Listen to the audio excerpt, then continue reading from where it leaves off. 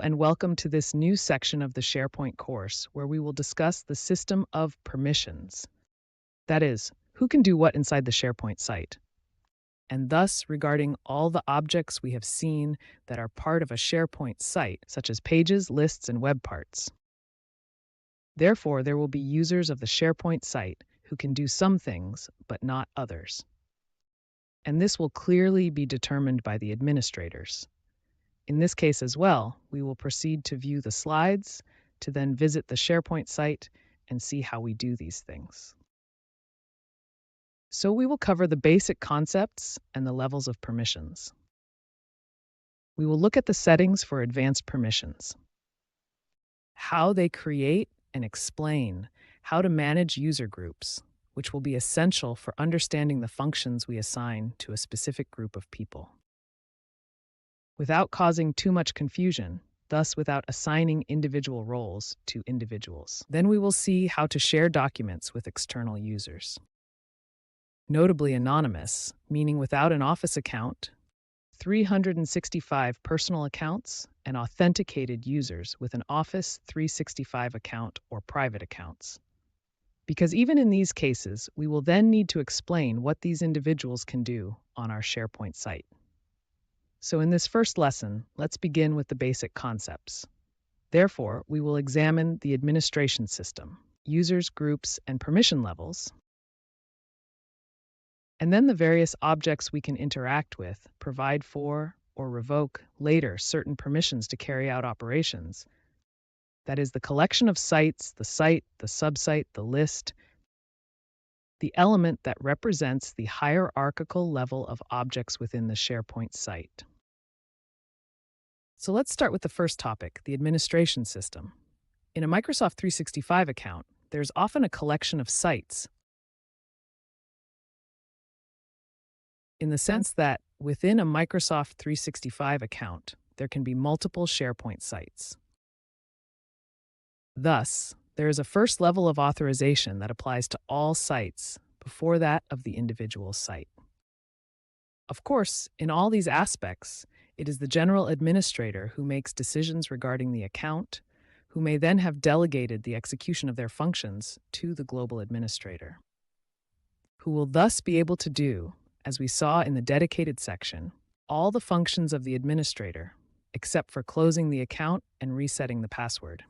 And then we also have the SharePoint administrator, who can be appointed by both the administrator and the global administrator to perform all operations on SharePoint sites. So on SharePoint sites, the entire collection of SharePoint sites. It is clear that, as mentioned in the section on administrators, the hierarchical rule states that downstream, one cannot depart from it.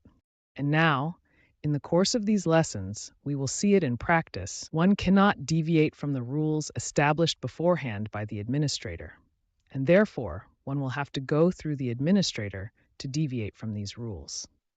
So within a collection of sites or a site, there may be certain powers, and we will see that some are present by default, and that the administrator or the SharePoint administrator can increase or decrease. And therefore, in relation to those established by the administrators, we can increase or decrease the powers always within the framework of the powers. Grant lower powers compared to those that have been granted by the administrator. Because if the administrator has blocked access for all members of all SharePoint sites, the ability to modify the site pages and web art will not fall under the responsibility of the SharePoint administrator. Those who can grant them this power will have to go through the administrator. So we have the site collection, and then in the Office 365 account, there will be sites such as Site 1, Site 2, and Site 3. I have many sites in my account. As you can see, I have included the screenshots of the training course site header that we have used up to this point. The Cardiology Congress that I had also shown you, let me show you the site that I personally use for services and consultations. So let's go back and take a look at the users, groups, and levels of authorization. So, in the collection or on the sites in SharePoint, there are users. So people who may consist of, as we will see, entire groups of people. There are SharePoint groups that must be clearly distinct from Office 365 groups. Because the SharePoint group is a group of people who have the same skills to perform certain operations. On the SharePoint site, and we will see how they are structured and managed, these groups. And then for each group made up of N users, which can also be Office 365 groups, there will be a certain level of authorization, meaning this group can do this and nothing else. Here I created an overview diagram where I first laid out the hierarchy of access rights within SharePoint, and thus the collection of sites, the site, the subsite, the list, and the item. And then here, I assumed that within the Office 365 account, as well as within SharePoint, so it is certain that they are in the Office 365 account, but these groups are regarded as SharePoint groups and not as Office 365 groups. So there is Group 1, Group 2, Group N, and within each group there will be several users. User 1, User 2, and User N. With different roles, they can be owners and thus have control. With the site completed, members will have modification rights by default. Then we will see that they can assign varying permissions compared to those assigned by default. And then there are the site visitors, who are external users, either anonymous or authenticated, as mentioned earlier. And what a user can do, whether invited as a single member on the site, or that the Office 365 group he belongs to is invited to the SharePoint site. It depends, as you can read below, on the permission level of the SharePoint group. So let's start with the permission level of the site collection here. In this diagram, I highlighted this permission level to show how. Then we will also look at the other levels, or in this case, Group 1 has this permission level. He can therefore intervene on all sites that have been opened in the Office 365 account, while Group 2 can intervene on the site. So he could, for instance, only on this training site, but not on all other sites in the collection in the Office 365 account.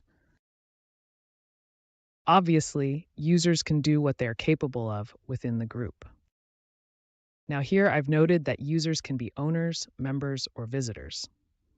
But when forming the group, we need to be very careful about who we include. Because the visitor might be an external user who should not have any power to modify the site. So I might place this visitor in a different group with limited permissions. Next, we have the site, where the authorization level corresponds to that of the site.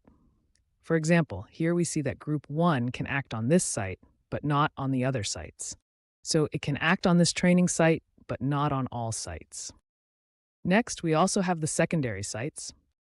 That is, they can be opened for reasons related to the authorizations of secondary sites, which pertain to an aspect of the main site here. For example, as we will observe in the lessons on training courses, I created an additional site focused solely on the accounting of the training school, simply to enable sharing certain content exclusively with the accountant's office and the labor consultant's office. So, without complicating my life by granting individual permissions, perhaps I will grant these individuals full permissions for all content on the secondary site. They obviously won't be able to see the content of the main site, but we will, in great detail in the lessons to come. Next, we have lists, which means that permissions can be organized as a list. For example, Group 2 can work on lists 2, data documents, meaning lists or even pages,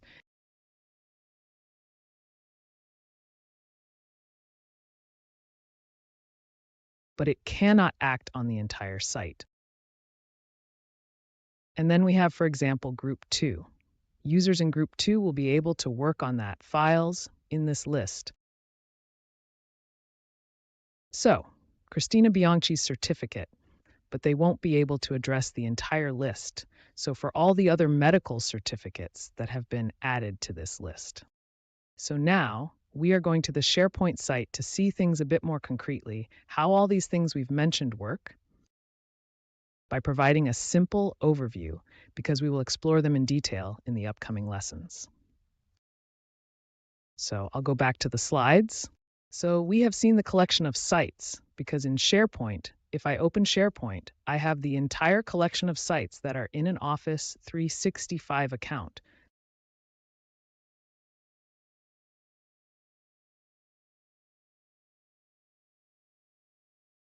The permission level of the site collection concerns all these sites present within the account,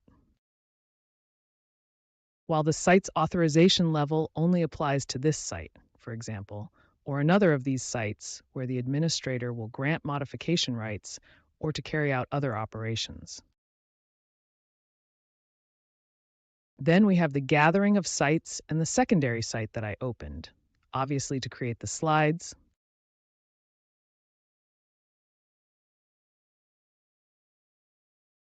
Here we find it under the secondary sites section because it automatically ends up in the menu. And we also find it here, as I will show you. I made sure that some link entries can also be visible here at the top. Anyway, let's click on that. And from here, I can access this site that is solely focused on accounting and is linked to the main training site. Because by granting permissions on this site, I could avoid causing confusion in the management of permissions and permissions within the main training site. And then we have the lists and items. So we had, for example, the list of teachers, which was a list containing all the personal data. We used it to create lessons from this list. Then we had the list, for example, of invoices here.